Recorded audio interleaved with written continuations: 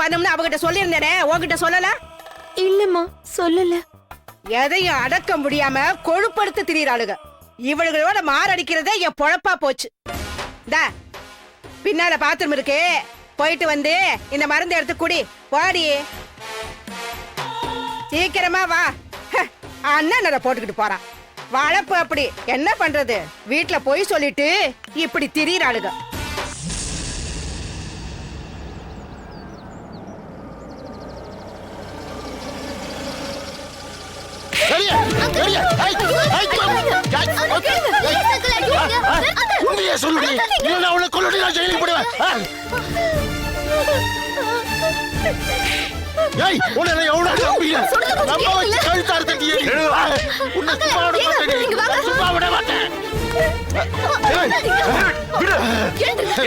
என்ன பண்ணிட்டு இருக்க? அவன மனுஷியா மாடா இப்படி போட்டு அடிச்சிட்டு இருக்க? அப்படி கேளுங்க, நானும் அப்பத்துல இருந்து அதான் சொல்லிட்டு இருக்கேன்.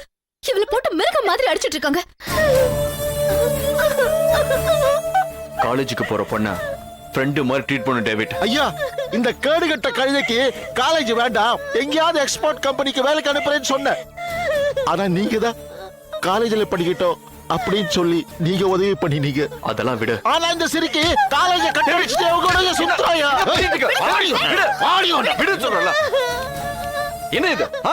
இன்னும் பழைய காலத்திலே இருக்க? இது 21ஆம் நூற்றாண்டு. படிக்கிற வயசுல ஆம்பளைங்களும் பொம்பளைங்களும் ஒன்னா சேர்ந்து குரூப் ஸ்டடிஸ் பண்ற அளவுக்கு நாகரிகம் வளர்ந்து இருக்க. நீ என்னன்னா யாரோ ஒரு பையன் கூட சுத்துறான்னு பெரிய இஷ்யூவா சொல்லிட்டு இருக்க? ஐயா இல்லைங்க ஐயா, இது வேற மாதிரி பிரச்சனை. என்ன பிரச்சனை? இவங்க கிட்ட எல்லாம் சொல்லாத ஒரு விஷயத்த நான் இப்போ உங்ககிட்ட சொல்ல போறேன். இவன் யாரையா காதலிச்சு அவனால ஏமாந்து போய் இப்ப வயிற்ற ரொப்பிட்டு வந்து நிற்கிறாயா?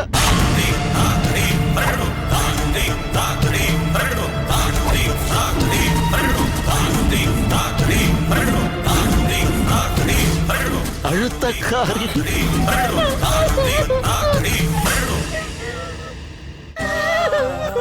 எவ்வளவோ அடிச்சு மிரட்டிலாம் கேட்டு பார்த்துட்டு எதுவுமே வாய திறந்து சொல்ல மாட்டேங்கிறாயா இவ?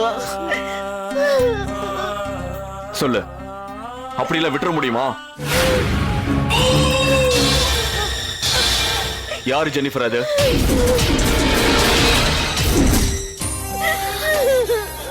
இங்க பாரு, யார் என்ன சொல்ல,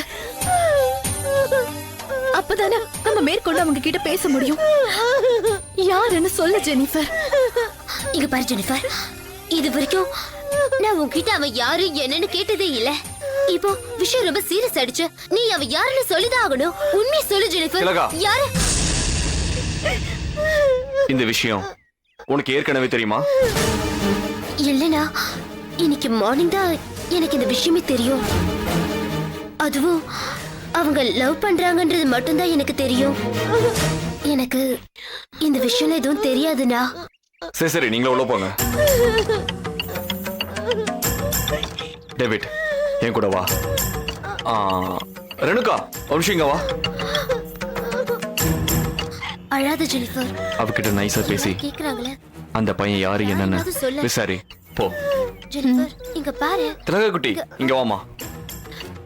இங்க பாரு, நீ போய் அவ ஃப்ரெண்ட்ஸுக்கெல்லாம் ஃபோன் பண்ணி அவங்கள யாருக்காவது அவனை பத்தி டீடைல்ஸ் தெரியுதான்னு கொஞ்சம் ட்ரை பண்ண. ஓகே சரிண்ணா. போ. வா டேவிட். இங்க பாரு, அவங்க எல்லாம் போயிட்டாங்க.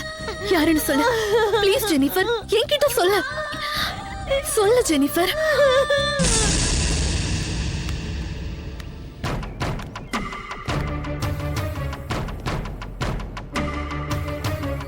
டேவிட், இந்த மாதிரி விஷயத்தெல்லாம் கண்ணாடி பாத்திரத்தை ஹேண்டில் பண்ற மாதிரி பண்ணணும். முரட்டுத்தனம் கூடாது. நான் சொல்றது கவனமா கேளு. சொல்லுங்க ஐயா. ராத்திரி அவகிட்ட போய் சென்டிமெண்டலா பேச. சின்ன வயசுல இருந்து நான் உன்னை எவ்வளவு கஷ்டப்பட்டு வளர்த்திருக்கேன். நீ இப்படி பண்ணலாமான்னு கேட்டு அழு. உனக்கு நீயே சமாதானம் ஆயிக்கிற மாதிரி பேசு. அந்த பையன் யாருன்னு சொல்லு. அவனுக்கே உன்னை கல்யாணம் பண்ணி வச்சாருன்னு சொல்லி டிராமா ஆடு.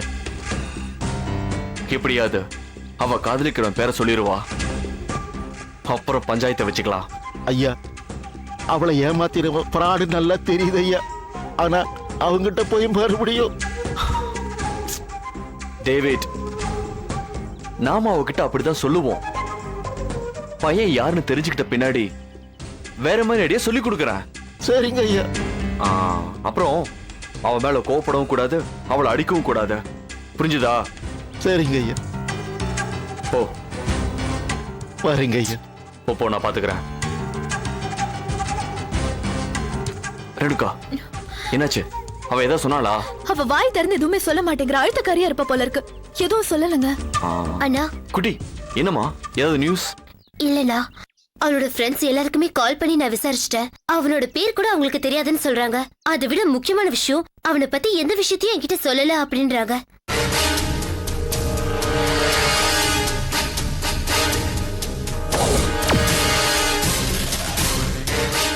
அப்போ அவளோட கர்ப்பத்துக்கு காரணம் யாரு?